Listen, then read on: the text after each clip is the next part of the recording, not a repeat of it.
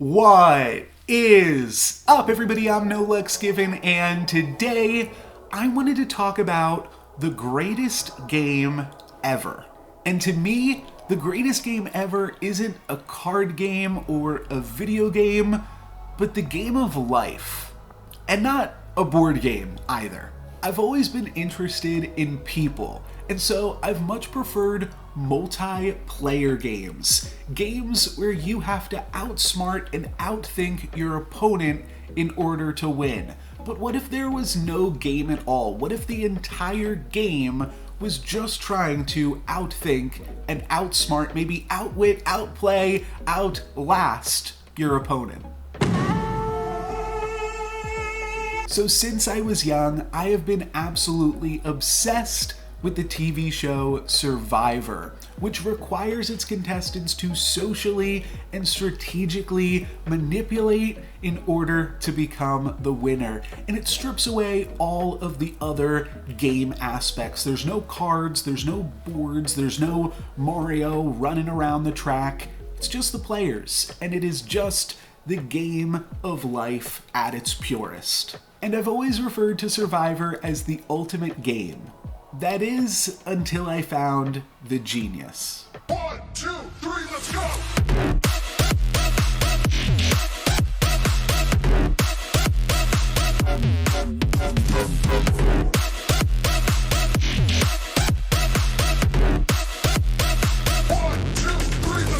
The Genius is a Korean TV show that is also a reality competition game.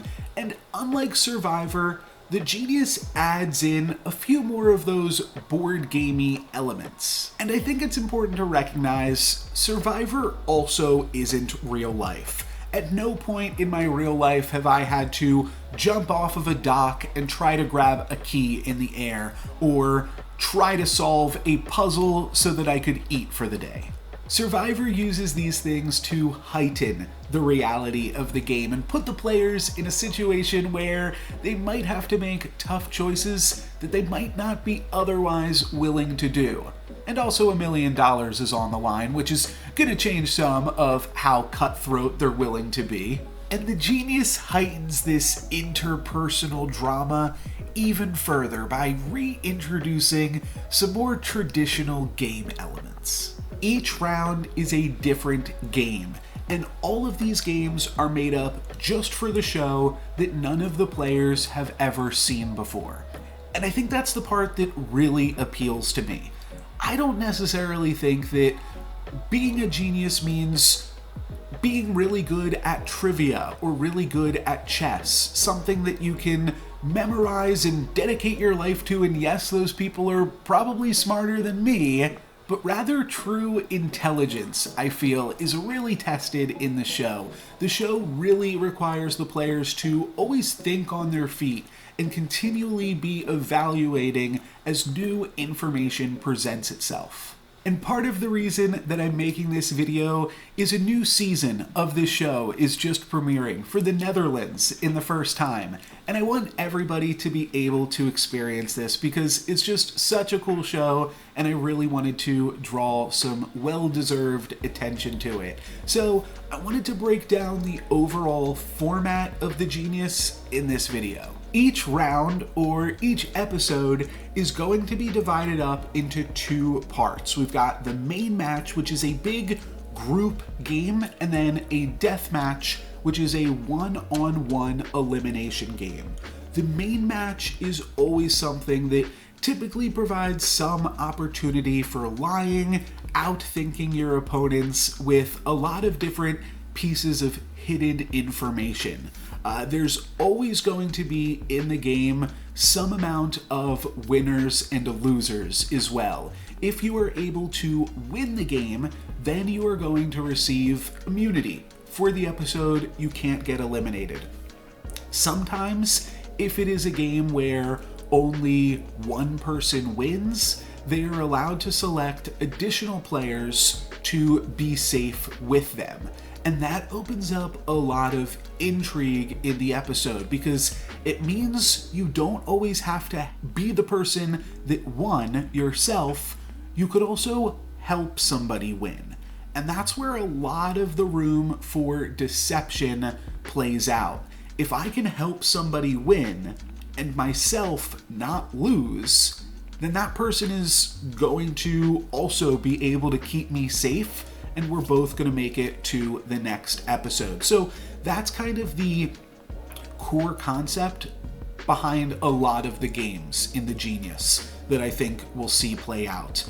The episode also has one loser in the main match, typically. We are going to see a slight deviation from that in the first episode, but typically it'll be the person that scores the least amount of points or the person that gets eliminated first. In the case where there is not a quantifiable loser from the main match, the winner or winners of the main match will decide who the loser is. And that loser we typically refer to as the elimination candidate. They are the first person going into the duel that could potentially get eliminated from the episode.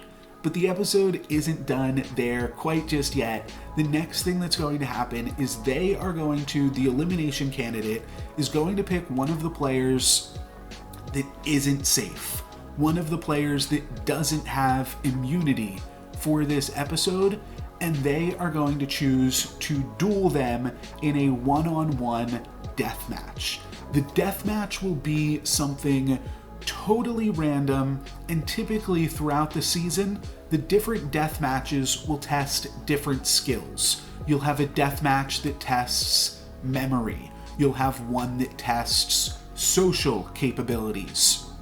You'll have one that tests observation, being able to look at a board and very quickly spot the differences or something like that. Or it'll test your strategy, your ability to quickly solve a brand new game that neither of the players have seen before. And typically there's a mix of all of these elements within the game. So each episode has these two individual and brand new games, but also all of the games are kind of connected.